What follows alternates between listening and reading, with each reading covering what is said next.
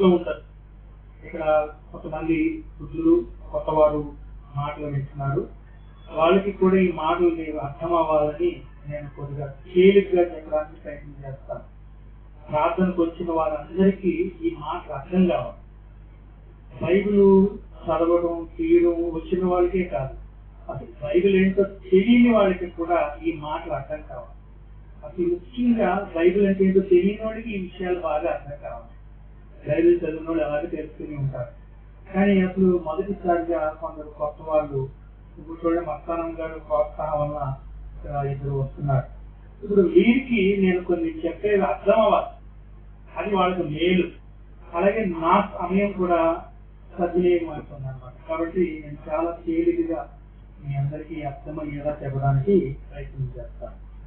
దానికి మొదటిగా యోబు గ్రంథము 37వ అధ్యాయము. యోబు గ్రంథం 37వ అధ్యాయము.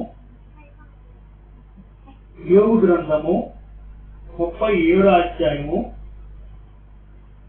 యోబు గ్రంథము 37వ అధ్యాయము. యోబు గ్రంథం 37వ అధ్యాయం 12-13 వచనాలు. యోబు ఆయన వలన నడిపింపబడినవై నరులకు నివాసయోగ్యమైన భూగోళం మీద మెరుపును మేఘమును సంచారము చేయను. ఇక్కడ చూడండి, నరులకు నివాసయోగ్యమైన భూగోళము అనే మాట ఉంది. అంటే భూగోళం అంటే భూమి. ఈ భూమిని దేవుడు ఎలా సృష్టించాడండి? దేవుడు ఈ భూమిని ఎలా సృష్టించాడమ్మా? నివాసయోగ్యముగా, అంటే నివసించడానికి యోగ్యమైన విధంగా, అనుకూలమైన విధంగా దేవుడు ఈ భూమిని సృష్టించాడు. ఎందుకంటే మొట్టమొదటి రోజునే దేవుడు ఆదాము సృష్టించలే. ఒకవేళ దేవుడు ఆదామా కలుగుతాక అని అంటే ఆదాము కలగడండి, కలుగుతాడు. కానీ ఆదాము ఎక్కడ ఉంటాడు? మొదటి రోజునే ఆదామును సృష్టించేస్తే ఆదాము గాలిలో ఉండాలి, ఆకాశంలో ఖాళీ ప్లేస్ లో ఉండాలి. ఎలా ఉంటాడు? కాబట్టి దేవుడు ఆదాము సృష్టించడానికి ముందు ఆదాము ఉండటానికి కావలసిన వాతావరణాన్ని సృష్టించాడు. కాబట్టి వెలుగు కావాలి, నేల కావాలి, చెట్లు కావాలి, ఈ భూమి మీద ఈ పరిస్థితులన్నీ ఉంటే అప్పుడు మనిషి బ్రతుకుతాడు.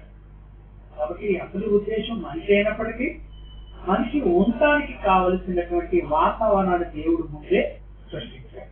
కాబట్టి ఈ భూమి దేవుడు మొట్టమొదట నివాసయోగ్యంగా దేవుడు మానవుల కోసం సృష్టించాడు. ఈ శరీరం ఉండడానికి దేవుడు ఈ భూమిని నివాసయోగ్యంగా దేవుడు మనకు సృష్టించాడు. ఇంతవరకు ఈ భూమి కాకుండా మరి ఏ గ్రహాల్లోనూ కూడా మనిషి నివసించడానికి కావలసిన వాతావరణం లేదని శాస్త్రజ్ఞులు చేశారు. అంటే దేవుడిని అడిగిన వాడికి, బైబిల్ తెలియని వాడికి ఇంకా అన్వేషణ ఉంటుంది. బైబిల్ తెలియని వాడికి, దేవుడు తెలియని వాడికి ఇంకా ఎలాంటి ఆశ ఉంటుందంటే ఈ భూమి కాకుండా ఇంకా ఇతర గ్రహాల్లో ఎక్కడైనా జీవరాశి ఉందేమో, అంటే మనిషి కాకపోయినా ఇంకా వేరే ప్రాణులు ఏమైనా ఉన్నాయేమో అనే ఒక అభిప్రాయం ఉంది శాస్త్రజ్ఞులకి. కాబట్టి వాళ్ళు అన్వేషణ చేస్తున్నారు, దేవుడు కొన్ని కనుక్కుంటున్నాడు. కానీ మనిషికి మాత్రం బ్రతకాలంటే భూమి కాకుండా మరి ఏ గ్రహము అందుకు అనుకూలంగా లేదు. చంద్రమండలానికి వెళ్ళి రాగలుగుతున్నాడు కానీ అక్కడ ఉండలేకపోతున్నాడు. ఎందుచేత? నివాసయోగ్యముగా అక్కడ దేవుడు ఏర్పాటు చేయలే. నివాసయోగ్యం అంటే చంద్రుడి మీద మనిషి నివసించడానికి కావలసిన పరిస్థితులన్నీ దేవుడు అక్కడ కల్పించలే.